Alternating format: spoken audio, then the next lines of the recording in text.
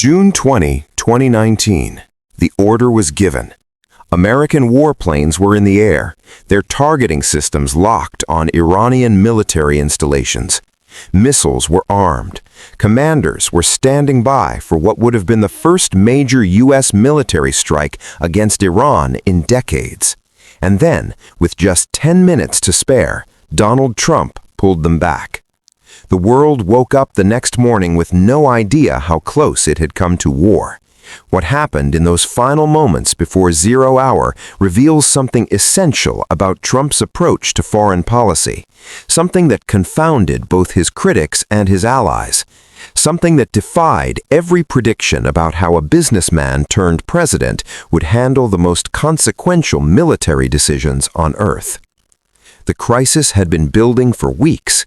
An American surveillance drone, a massive RQ-4 Global Hawk worth over $100 million, was shot down by Iranian forces over the Strait of Hormuz. Iran claimed the drone violated their airspace. The United States insisted it was in international waters. Tension between the two nations had been escalating ever since Trump withdrew from the Iran nuclear deal in 2018, reimposing crippling economic sanctions that had brought the Iranian economy to its knees. Oil tankers were being attacked in the Gulf. Iranian-backed militias were firing rockets near American positions in Iraq. The pressure was mounting, and Trump's national security team was presenting him with military options. This was the moment that could define his presidency's legacy on the world stage. Trump's advisors were divided, but several key figures were pushing for a strong military response. National Security Advisor John Bolton, a longtime advocate for regime change in Iran, saw this as an opportunity to demonstrate American resolve. Secretary of State Mike Pompeo supported a strike to reestablish deterrence. Military planners had prepared a proportional response that would target Iranian radar and missile batteries, the systems that had shot down the American drone. The operation was carefully calibrated to inflict damage while avoiding Iranian casualties that might trigger a wider war. It was, in the assessment of military officials, a textbook example of measured retaliation. Trump gave the green light. Aircraft carriers positioned in the region went to high alert. Strike packages were launched. But Trump had questions that wouldn't stop nagging at him. In the Oval Office and in secure communications, he kept asking his military advisors the same thing: how many Iranians would die in this strike? The answers came back with the clinical precision of military planning. Approximately 150 casualties, they told him. These weren't civilians, they emphasized. These were military personnel operating the systems that had destroyed American property.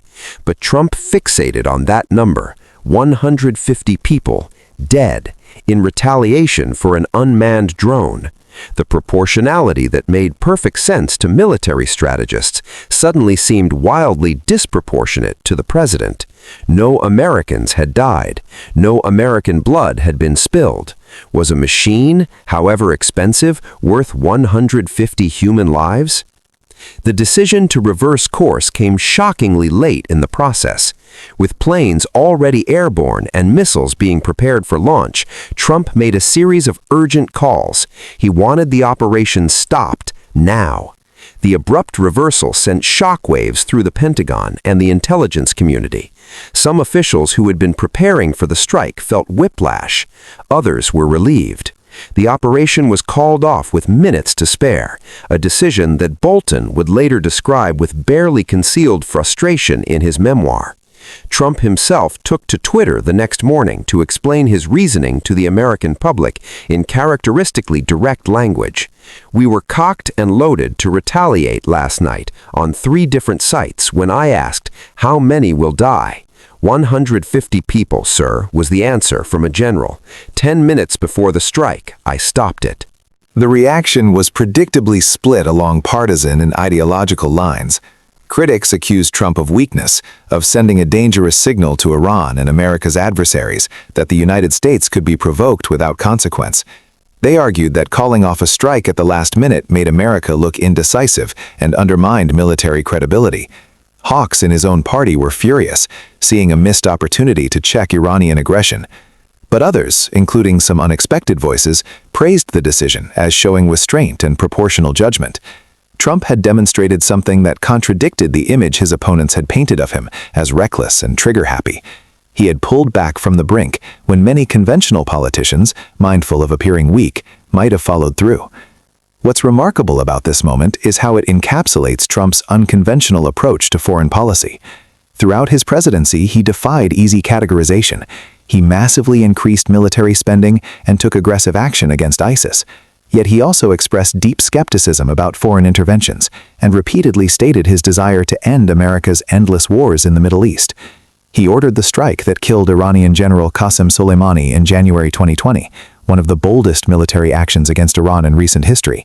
Yet he also stepped back from this earlier opportunity for conflict. Trump operated on instinct and personal judgment in ways that frustrated both the foreign policy establishment and his own advisors. He didn't follow the playbook, because in many ways he had never read it. The Iranian crisis of June 2019 also revealed the broader context of Trump's Middle East strategy.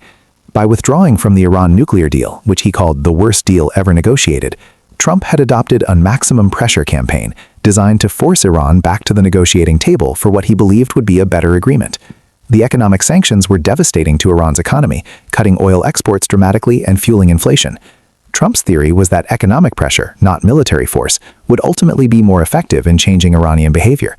The decision not to strike after the drone incident was consistent with this strategy, even if it frustrated those who wanted immediate military retaliation.